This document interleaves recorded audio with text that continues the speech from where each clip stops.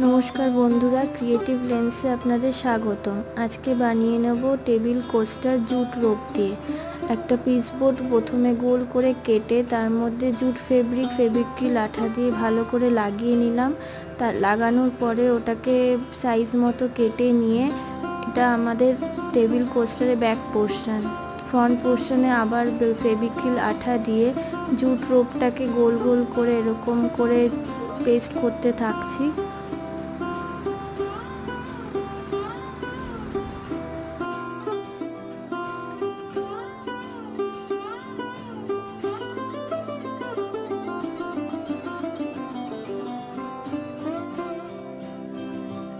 এই পদ্ধতিতে অতি সহজেই টেবিল কোস্টার ঘরে বসে বানিয়ে নেওয়া যাবে।